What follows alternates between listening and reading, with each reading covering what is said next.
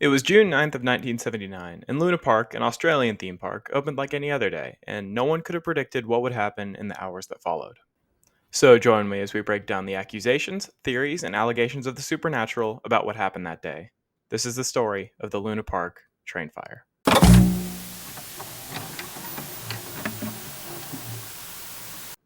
Now, the ride itself was known as the Ghost Train and consisted of roughly 180 meters or 590 feet of track.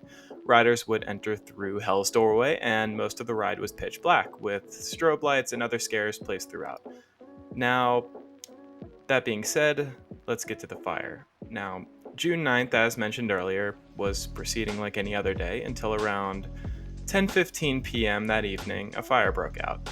Alarms were triggered, and 35 people who were in the tunnels at the time began frantically trying to make their way to the exit. However, a combination of a water shortage as well as an understaffed park made rescue efforts all the more difficult, and soon the fire completely consumed the ride.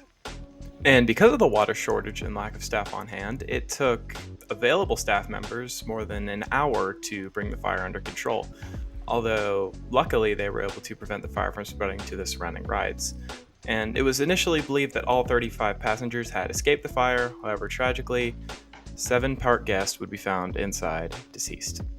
The 7 victims were John, Damien, and Craig Goodson, Richard Carroll, Michael Johnson, Jonathan Billings, and Seamus Rahili. It is believed by investigators that when the fire began, the 7 attempted to exit their cars and find a way out through the tunnel, although tragically they weren't able to find a way out and eventually succumbed to the smoke and heat inside the ride. Now, of course, all operations at Luna Park were immediately suspended as investigators tried to determine a cause for the fire. And one of the more frustrating aspects of this case is the fact that after the fire, it came to light that several consultants had recommended that Luna Park install some sort of sprinkler system, in case something like this happened. However, the recommendation was not followed, and I bring that up not because it really pertains to the overall narrative of the story, but I just thought I'd throw that in there to, you can draw your own conclusions.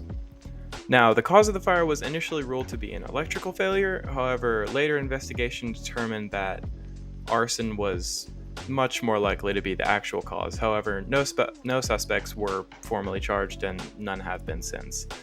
And now that we've talked about what happened, let's get into the possible suspects, of which there are only 2 that I could find, the first of which is Abe Saffron. Abraham Gilbert Saffron was born on October 6th of 1919 and was a large player in the organized crime rings in Australia. He has many allegations of stolen goods, illegal alcohol sales, prostitution, extortion, bribery, and the list goes on and on, trust me.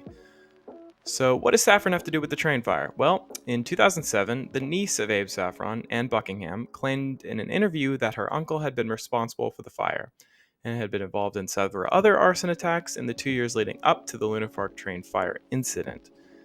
Now, of course, these accusations came to light in 2007, conveniently 1 year after Saffron had passed away in 2006. Now, another accusation came from Martin Sharp, who alleged that Saffron had attempted to buy Luna Park several years before the fire occurred, but had been turned down. And of course, you can believe what you want about that one. Now, at this point, you might be saying, well, I thought you said there were going to be theories of the supernatural, and you're in luck because we're going to get to that right now. So the other suspect in the case is not an official suspect, and his name is not known, and he is only known because of one photograph, this one. And this picture would be the last one ever taken of Damien.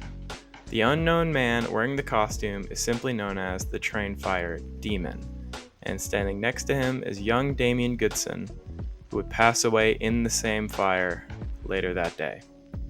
So what's the big deal, right? A theme park character took a photo with a kid. What does that have to do with the case? Well, for starters, there are several strange coincidences surrounding that photo, one being that the character that man was dressed as was the fictional character of Moloch, who was famous for requiring child sacrifices. The mother of Damien also stated that when the photo was taken, the figure had approached Damien for the photo, rather than the other way around. Not to mention that according to several park members, they did not know the man in the costume and did not recognize the costume itself.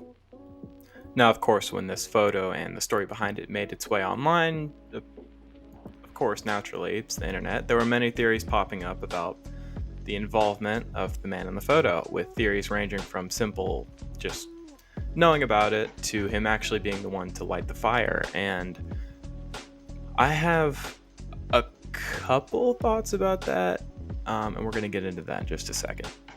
So the logical side of myself is thinking, well, of course, it could be just some random coincidence. I mean, that's not out of the equation at all. However, the part of myself that likes to believe these kind of theories is very excited because these are some weird coincidences, especially the fact that the character or the man is dressed as the character Moloch, and none of the other cast members had ever reported seeing that man or knowing what that costume was. And the fact that that was the last picture ever taken of Damien, and the fact that the character approached him is very weird. So I don't really know what to think about this one, but very weird set of circumstances, I will admit. So yeah, that is the story of the Luna Park train fire. That is all I have for you guys today, and if you could check to see if you're subscribed, it would really help out the channel, and subscribing is free, and if you don't enjoy my content, you can always unsubscribe. However, if you do enjoy my content, and you do enjoy this content, we do a lot of that here, and I think you'll like it. So if you want to check out what we have, subscribing really does help out the channel. It helps get us out there, helps grow us, and yeah, I would really appreciate it. But yeah, that's about all I have. I want to address why I haven't been posting lately. Basically, I've just been really busy. School year's coming to a close, and I have a big project due up soon, and I'm getting ready to go to college as well. So, big time in my life. I am not gonna stop posting on the channel. I want to continue to post regularly, just like, I mean, I'm making this video now. It's the first one I made in, I think, about 2 weeks, and I don't want to let that happen again because I love making these videos. They're very fun.